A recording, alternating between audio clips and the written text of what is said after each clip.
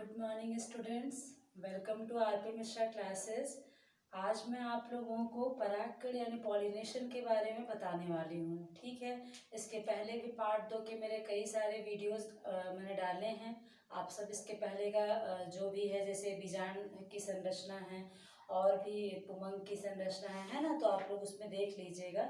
तो आज हम लोग परागकण यानी पॉलिनेशन के बारे में पढ़ेंगे।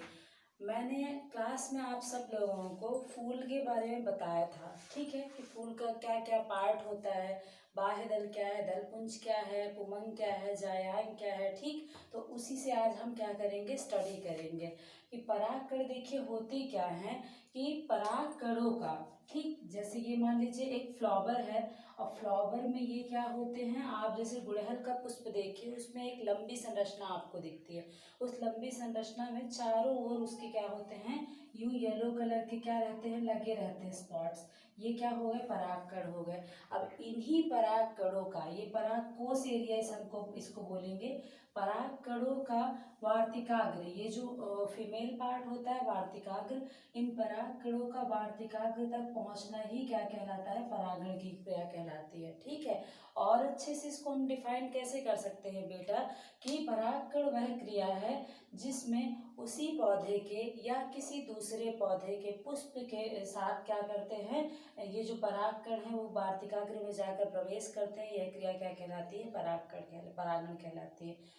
ठीक, इन इंग्लिश हम इसको कैसे डिफाइन कर सकते हैं, pollination is defined as the process of transfer of pollen grain from anther to the stigma to the same plant or of the different plant of the same species। ठीक, अब हम इसे वन बाय वन क्या करेंगे, definitions write down करेंगे। पराग, तो देखिए परागकण का वार्तिकाग्र तक पहुंचना ही परागण कहलाता है, या इसे हम और अच्छे से डिफाइन कैसे कर सकते हैं कि परागकणों का उसी पुष्प के या किसी दूसरे पौधे के पुष्प के वार्तिकाग्र पर पहुंचना ही परागण कहलाता है।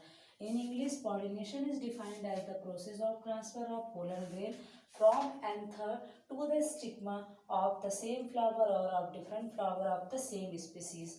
यहाँ पे एक टर्म आया है बेटा, स्पीसीज, इसका आपको खास ख्याल रखना है। रीज़न ये कि अगर हम आपके मन में ये भी क्वेश्चन आ सकता है कि मान लीजिए मैम कि मैंगो का जो परागकण है वो नीम में पड़ा, तो क्या मैंगो ही बनेगा या नीम बनेगा? नहीं, उसमें कोई प्रोसेस नहीं होगी। ठीक है, तो स्पीसीज का खास ख्याल आपको रखना है। ठीक है ना बेटा। चलिए अब परागण के प्रकार के बारे में पढ़ लेते हैं। जैसे भाई पॉलिनेशन है, तो पोलन ग्रेन से मतलब परागकणों से परागकण से परागण कैसे पहुंच पाएंगे एंथर मतलब स्टिग्मा तक यानी वार्तिकाग्र तक। इसके लिए कोई ना कोई तो मीडिएटर होना चाहिए ना। तो मैक्सिमम प्लांट्स में क्या होता है, हवा द्वारा होता है, कीट द्वारा होता है। ठीक है, तो हम मेन इनका क्या कैसे पढ़ेंगे कि देखिए दो प्रकार का होता है, एक स्वपरागण हो गया, एक परपरागण हो गया। तो सेल्फ पॉलिनेशन और क्रॉस पॉलिनेशन, ये जो दोनों टॉपिक आपको दिख रहे हैं ये एग्जाम के वजह से थोड़ा इंपॉर्टेंट भी है। इनमें डिफरेंस भी पूछता है, स्वपरागण और परपरागण में अंतर पूछ सकता है आपको, तो थोड़ा सा आप इसको इम्पोर्टेंट वेज में भी लीजिएगा। तो ये स्वपरागण और परपरागण, स्वपरागण भी दो प्रकार के होते हैं, एंटोगैमी और जिटोनोगैमी। इनका हिंदी में भी यही नाम लिखते हैं, इसलिए मैंने यहाँ पे हिंदी में नहीं लिखा है। ठीक है, एंटोगैमी और जिटोनोगैमी। अब अपन बायो के स्टूडेंट हैं, तो आधी तो हम लोग नाम से ही डिफिनेशन बता सकते हैं। ऑटो मतलब सेल्फ, तो ऐसा मतलब प्लांट जो सेम फ्लावर में क्या करता है, पॉलिनेशन की प्रोसेस करता है। जैसे मान लीजिए ये कोई फ्लावर है, ठीक है, और ये प्लांट है, ठीक, इसमें दो ये फ्लावर हैं, इसे हमने नाम दे दिया ए, इसे हमने नाम दे दिया बी, सॉरी इसे नाम दे दिया हमने बी। अब जब इसी फ्लावर के परागकण क्या करेंगे, इसी में आकर के क्या करेंगे, मतलब पॉलिनेशन के प्रोसेस को कंप्लीट करेंगे, तो यह क्रिया क्या कहलाएगी, ऑटोगैमी। अब और जब क्या होगा, इस फ्लावर के जो परागकण होंगे वो नीचे वाले फ्लावर में आकर के क्या करेंगे, पॉलिनेशन के प्रोसेस को कंप्लीट करेंगे, तो यह क्रिया क्या कहलाएगी आपकी, जिटोनोगैमी। मैंने यहाँ पे सिंपल वे में लिख भी दिया है कि different flower of the same plant, मतलब प्लांट सेम होगा लेकिन जो फ्लावर होगा वो क्या होगा, अलग अलग होगा। ठीक, ऑटोगैमी क्या है, जब उसी फ्लावर के परागकण क्या होते हैं उसी में पॉलिनेशन के प्रोसेस को कंप्लीट करते हैं, तो this process are called autogamy. और जब उसी मतलब एक फ्लावर के जो प्लांट हो वो सेम हो, पर जो फ्लावर हो वो क्या हो, डिफरेंट हो। ये मैंने ए और बी करके आपको यहाँ पे शो किया है कि ए प्लांट के जो पोलन ग्रेन है वो आ करके बी प्लांट के पोलन ग्रेन मतलब इसमें स्टिग्मा में क्या होते हैं, ट्रांसफर होते हैं। तो इस प्रोसेस को हम क्या बोलेंगे, आपका जिटोनोगैमी कहेंगे, different flower of the same plant. ठीक, इधर आते हैं पर परागण में। तो इसमें क्या होता है कि जो ये एक प्लांट तो एक होगा, सॉरी प्लांट डिफरेंट होंगे, मतलब स्पीसीज सेम होंगी, पर एक पौधे से दूसरे पौधे में क्या होते हैं, पोलन ग्रेन ट्रांसफर होते हैं। तो यहाँ पे ये दो प्रकार के होते हैं, सबसे पहला ये बायोटिक फैक्टर और दूसरा हो गए आपके बायोटिक फैक्टर। तो अजैविक कारक क्या हो गए कि एनिमोफिली, मतलब जिनमें क्या होती है जो जैसे हवा द्वारा, वायु द्वारा, जल द्वारा, इनके द्वारा होते हैं, ये क्या हो गए आपके अजैविक कारक हो गए। ठीक, और जैविक क्या हो गए, जूफिली। इसमें हम आपको थोड़ा अच्छे से और डिस्क्राइब कर रहे हैं अभी आगे। तो एनिमोफिली का मतलब होता है वायु परागण, और हाइड्रोफिली का मतलब हो गया जल परागण, और ये जूफिली मतलब हो गया क्या, जंतु परागण। जंतु परागण को हम फिर 4 भागों में डिवाइड करेंगे। पहला है एंटोमोफिली, दूसरा चेपेट्रोफिली, तीसरा मेलैकोफिली, और चौथा है ऑर्निथोफिली। ठीक, मैं 1 बाय 1 डिफिनीशंस बोलते चल रही हूँ, तो आप इनकी डिफिनीशंस को अगर राइट डाउन करना चाहें तो राइट डाउन भी कर सकते हैं।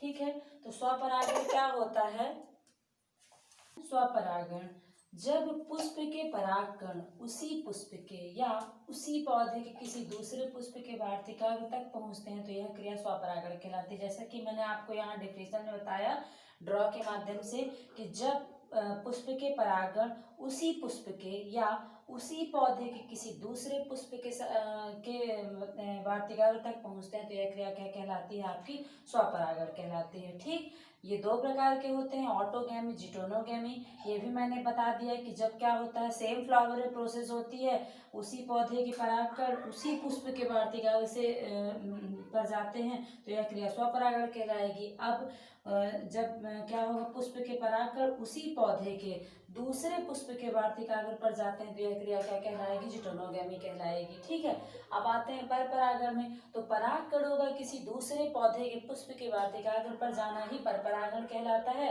ये दो प्रकार के होते हैं, पहला अजैविक और दूसरा जैविक हो गया।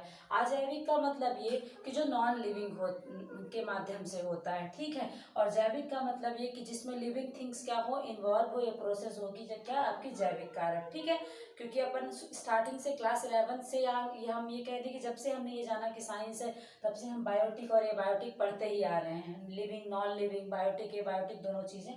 तो यहाँ पे अजैविक में क्या क्या आएगा, जैसे मान लीजिए कि आपसे पूछा जाए कि जो गेहूं का प्लांट है उसमें किसके द्वारा परागण होगा, तो आप क्या बताएंगे, कीटों द्वारा, भौरों द्वारा, किसके द्वारा, नहीं, इसमें हवा द्वारा होगा, वायु द्वारा। अब इतने सारे खेतों में गेहूं लगा होता है, अगर भौरा बेचारा परागण करे तो एक पेड़ से दूसरे में, दूसरे से तीसरे में, उसको तो पूरा एक सेशन एंड हो जाएगा ये प्रोसेस करने में ही। तो जैसे जितने भी, मैं ये कह सकती हूँ आपको कि जितने भी हमारे क्या होते हैं, सीरियल्स होते हैं, मतलब अनाज होते हैं, मैक्सिममली प्लांट्स में वायु द्वारा ही परागण होता है। जब क्या होते हैं, तेज हवाएं चलती हैं, आपस में पौधे क्या होते हैं, टकराते हैं, और उनके टकराने से ही क्या होते हैं, उनके पोलन ग्रेन आपस में ट्रांसफर हो जाते हैं, तो इसके द्वारा क्या होता है, वायु परागण द्वारा। ठीक, आप इसे और अच्छे से भी समझ सकते हो। एनिमो का मतलब हो गया विंड।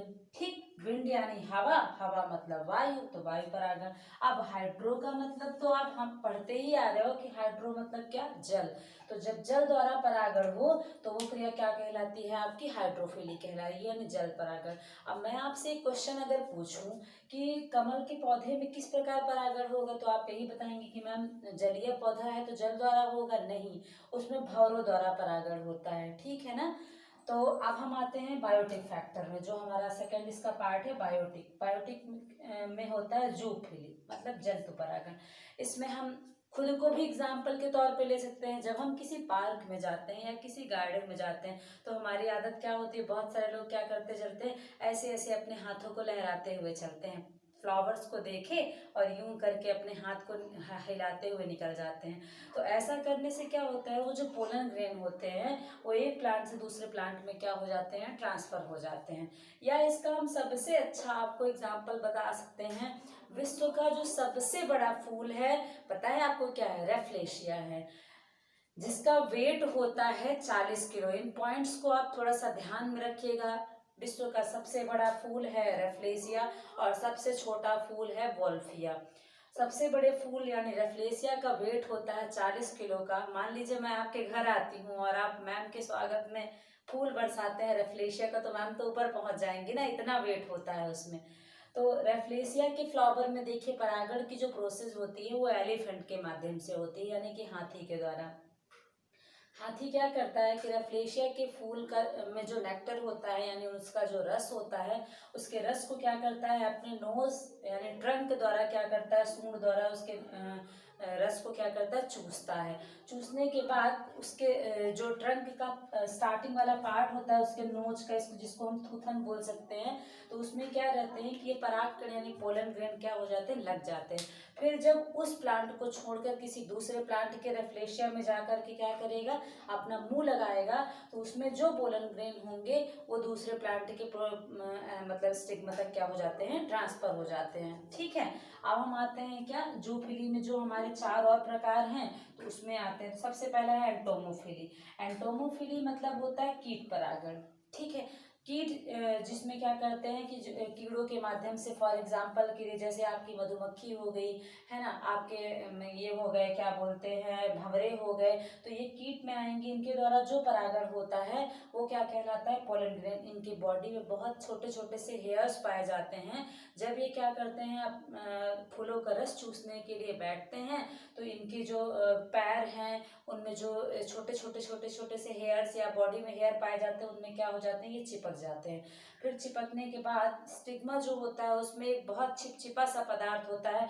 जैसे ही ये दूसरे फ्लावर में बैठे वैसे ही उसमें क्या हो गया कि ट्रांसफर हो गया। ठीक, फिर चिपेट्रोफिली यानी चमगादड़ द्वारा हो गया यही प्रोसेस, फिर घोंघा स्नेल द्वारा हो गया, फिर बर्ड्स द्वारा यानी पक्षियों द्वारा हो गया। परागण और पर परागण में अंतर है, एग्जाम के विषय इम्पॉर्टेंट है। ठीक है, 5 नंबर में 4 नंबर में आपसे पूछ सकता है, इसको आप पढ़ जरूर लीजिएगा। तो सबसे पहले तो दोनों की डिफिनीशन आपको बतानी है कि जब पौधे के परागकण क्या करते हैं, उसी पुष्प की या उसी पौधे के दूसरे पुष्प के वार्तिका के पर पहुंचते हैं, तो यह क्रिया क्या कहलाएगी, स्वपरागण कहलाएगी। दूसरा, परागकणों का दूसरे पौधे के पुष्प के वार्तिका के पर जाना ही क्या कहलाता है, पर परागण कहलाता है। फिर इसमें बाहरी माध्यम की आवश्यकता नहीं पड़ती, आप देख ही रहे हैं इसमें बाहरी माध्यम की आवश्यकता पड़ती है। ठीक, इसके लिए पुष्प का द्विलिंगी होना आवश्यक है। भाई मेल और फीमेल दोनों एक साथ होंगे तभी तो सेम फ्लावर में प्रोसेस होगी। इसके लिए पुष्प का द्विलिंगी होना आवश्यक नहीं है। नेक्स्ट, इसमें नर और मादा भाग साथ साथ परिपक्व होते हैं। इसमें नर व मादा भाग अलग अलग समय में परिपक्व होते हैं। इसमें पुष्प आकर्षणहीन व गंधहीन होता है। इसके द्वारा अधिकांश पुष्प क्या होते हैं, आकर्षक और सुगंधित होते हैं। इनमें परागकण कम मात्रा में बनते हैं, इनमें परागकण अधिक मात्रा में बनते हैं। और लास्ट डिफरेंस है कि इसमें जो बीजों की संख्या होती है वो कम, हल्के व छोटे होते हैं। इससे भी इसमें बीजों की संख्या क्या होती है, अधिक, भारी व ज्यादा बड़े होते हैं।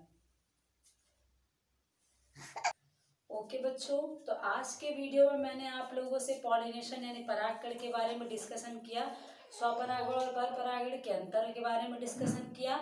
मैं नेक्स्ट वीडियो जल्द ही लेकर कुछ इम्पॉर्टेंट क्वेश्चन के साथ आपके सामने पेश होंगी। Okay, thanks for watching and listening me. यदि मेरा वीडियो आपको अच्छा लगा तो प्लीज़ मेरे चैनल को लाइक, सब्सक्राइब और शेयर जरूर करिएगा। मेरे कमेंट बॉक्स में कमेंट भी करिएगा।